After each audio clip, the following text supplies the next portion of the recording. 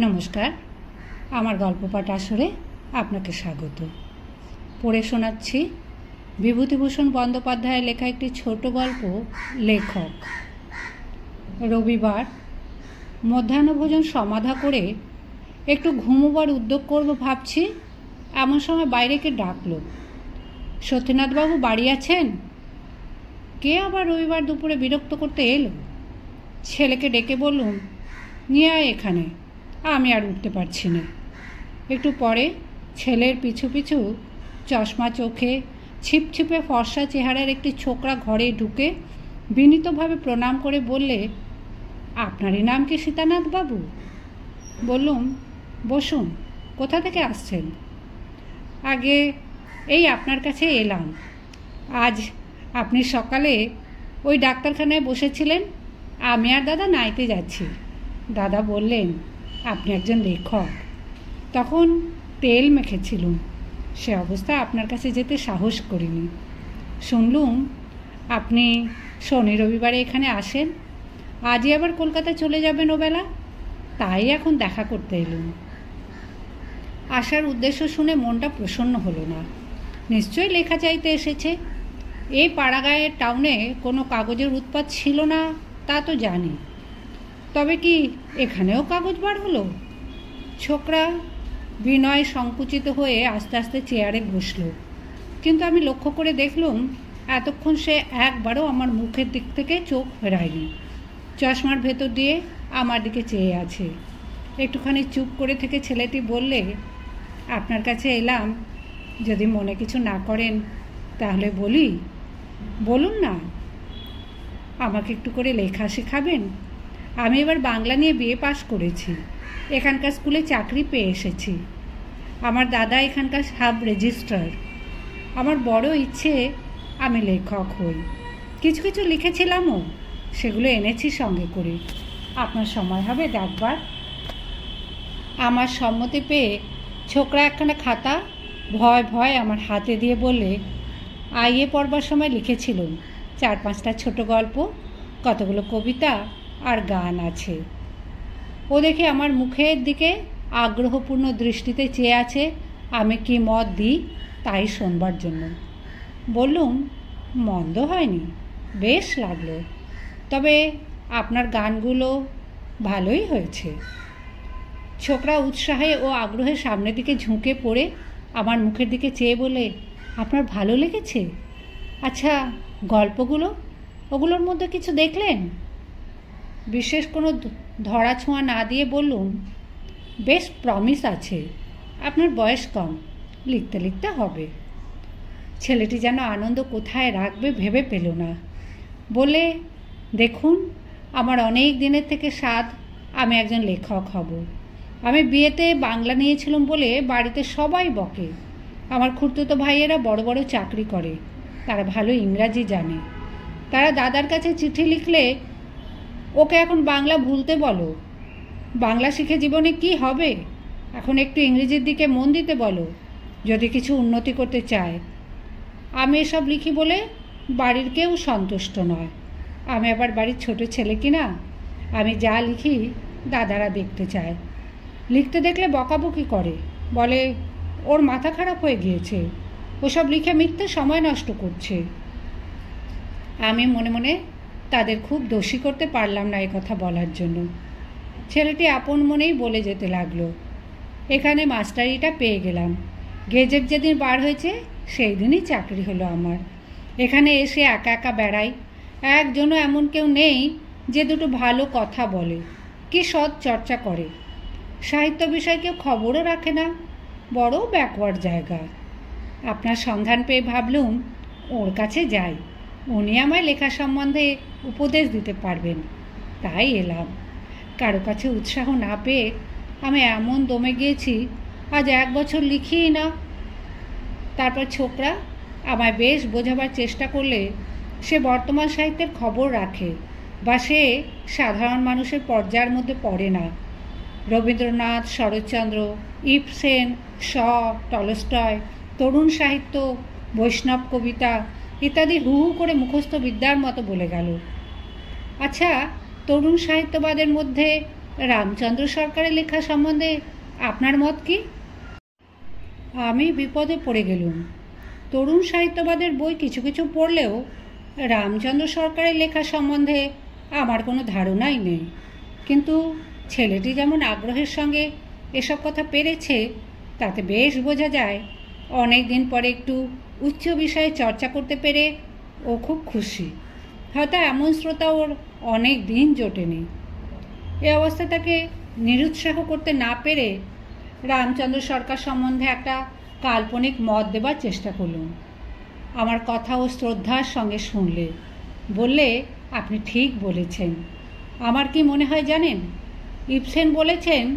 তারপর সে খানিকক্ষণ ধরে ইবসেন, মেটারলিঙ্ক, রবীন্দ্রনাথ প্রভৃতি অনেক নাম অনর্গল আবৃত্তি করে তাদের নানা মত উদ্ধৃত করে নিজের একটা যুক্তি প্রতিষ্ঠিত করবার চেষ্টা করলে। তার ভাবে মনে হলো এ ধরনের কথা বলতেও সে বিশেষ আনন্দ পাচ্ছে।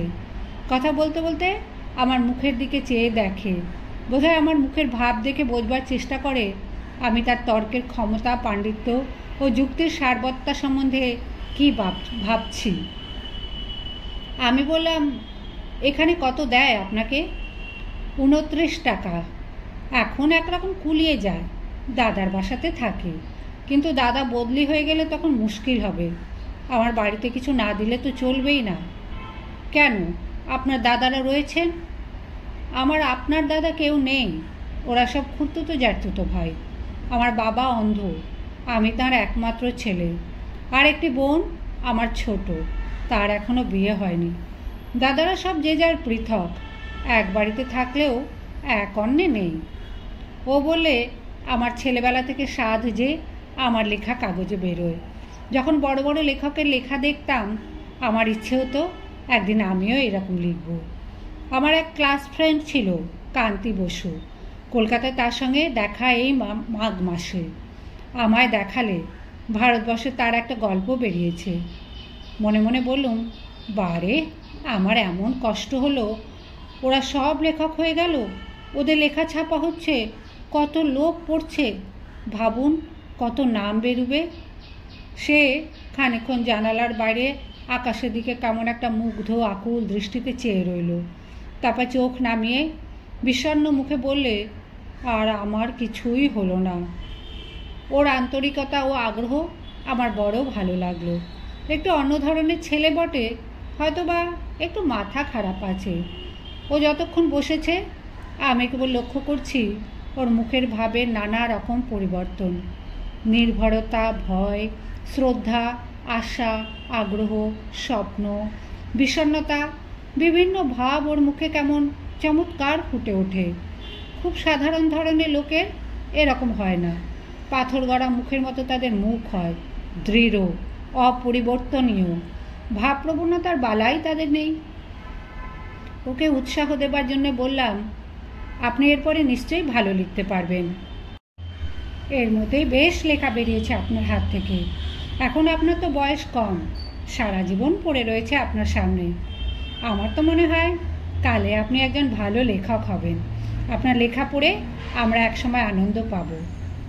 ছোকরা সলজ্জ হাসি মুখে আমার দিকে চেয়ে বলে, কি যে বলেন, আপনারা আনন্দ পাবেন আমার লেখা থেকে? আচ্ছা, আপনার মনে হয় সত্যিই আমার কিছু হবে? কেন হবে না? না হবার তো কিছু দেখলুম না, খুব হবে।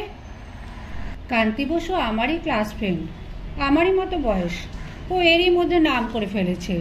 আচ্ছা, নাম করতে কতদিন যায়? নাম করবার নিয়ম কি? আমার দুপুরের বিশ্রামটুকু একেবারে মাটি হলো দেখছি। কি করব, উপায় নেই। একে 2-4 কথা বিদায় দেব ভেবেছিলুম, কিন্তু এর কথা ক্রমশ বেড়েই চলেছে। আবার কোথা থেকে নাম করবার নিয়ম এনে ফেললে। অথচ এমন একটা অনুকম্পা হলো ওর ওপর, ভালো মনে কথার জবাব না দিয়েও পারলুম না। বললাম, তার কি কোনো নিয়ম আছে? তা নেই। 2-4টে লেখা বেরোতে বেরোতে ক্রমশ নাম বেরোয়। লোকে আপনার লেখা পড়ে যদি খুশি হয়, তবে নাম বেরোতে আর দেরি কেন হবে?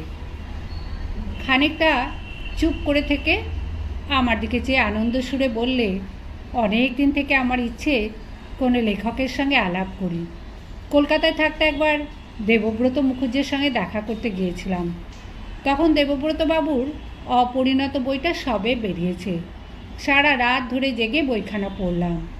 এমন ভালো লাগলো আর এমন একটা ইন্সপিরেশন পেলাম, তারপর দিন আমিও একখানা ওই রকম নভেল লিখব ভাবলাম। 8-10 চ্যাপ্টার লিখেও ফেললাম। কান্তিকে দেখাতে গেলাম। সে বললে এর প্লট, ভাব, ভাষা সব নাকি দেবব্রতবাবুর বইখানার মতো হচ্ছে। আমার ওই এক দোষ, যখন যে বই পড়ি লিখতে বসলে সেই বইখানার মতো প্লট আর ভাষা হয়ে যায়। তা সেদিন দেবব্রতবাবুর সঙ্গে দেখা হলো না। তিনি ওপর থেকে বলে পাঠালেন তিনি বড় ব্যস্ত। তাকে উৎসাহ দেবার জন্য তার একটা গান আবার উল্টে পড়তে লাগলাম। সে হাসি হাসি মুখে আমার মুখের দিকে চেয়ে রইল। ও গানটা সম্বন্ধে আমার প্রশংসার পুনরাবৃত্তি অত্যন্ত আগ্রহ ও আনন্দের সঙ্গে শুনলে। জীবনে বোধ হলো এই সর্বপ্রথম নিজের লেখার প্রশংসা শুনছে। কথাবার্তার মধ্যেও একবার ঘরের চারিধারে আর একবার আমার মুখের দিকে চেয়ে খুশির সুরে বললে, আমি কোনো লেখকের এত কাছে বসে কখনো গল্প করিনি, এত বেশিক্ষণ আমার সঙ্গে কেউ কথা বলেনি। আর মিনিট 20 পরে সে অনিচ্ছা সত্ত্বেও খাতাপত্র গুটিয়ে নিয়ে উঠল। ভাবলে বোধহয় আর বেশিক্ষণ থাকলে আমি পাছে বিরক্ত হই। দাঁড়িয়ে উঠতে গিয়ে কি ভেবে আবার বসলো। ভয় ভয় বললে, একটা কথা বলবো? কথাটা বলতে সাহস হয় না। অত কম টাকায় কি আপনি রাজি হবেন? আমি আপনাকে 10 টাকা করে মাসে মাসে দিলে আমাকে লেখা শিখিয়ে দেবেন। ওর এই কথাটায় কেমন একটা কষ্ট হলো ওর জন্য। মাত্র 29 টাকা মাইনে থেকে আমায় 10 টাকা দিতে রাজি, বাকি 19 টাকাতেই এখানকারও বাড়ি খরচ চালাতে রাজি। লেখক হবার এতই স্বাদ। আমি তাকে বললাম, তার কোনো টাকা কড়ি লাগবে না। আমি সব ছুটিতে এখানে আসিনি। যখন আসব তখন আমার দ্বারা যত দূর উপকার হয় খুশির সঙ্গে করব। সে মহা আনন্দ ও উৎসাহের সঙ্গে খাতাপত্র বগলে নিয়ে প্রণাম করে ঘর থেকে বার হয়ে গেল। বাইরে গিয়ে আবার জানালার কাছে দাঁড়িয়ে বললে, তাহলে আমার হবে? না হবার কিছু দেখলেন নাকি? হবে হবে, নিশ্চয়ই হবে। না হবার কিছুই দেখিনি, তবে সাধনা চাই। ভগবান আমায় যেন ক্ষমা করেন এই মিথ্যে বলবার জন্য। আমি কেমন করে ওর মুখের ওপর বলবো যে ওর লেখার মধ্যে আমি কিচ্ছুই পাইনি? ওর গল্প, কবিতা নিতান্ত বাজে হয়েছে। বিশেষ কোনো ক্ষমতার অঙ্কুরও তার লেখার মধ্যে কোথাও নেই। মিথ্যা যেখানে মানুষকে সুখী করে, সেখানে নিষ্ঠুর সত্য বলে কী বা লাভ?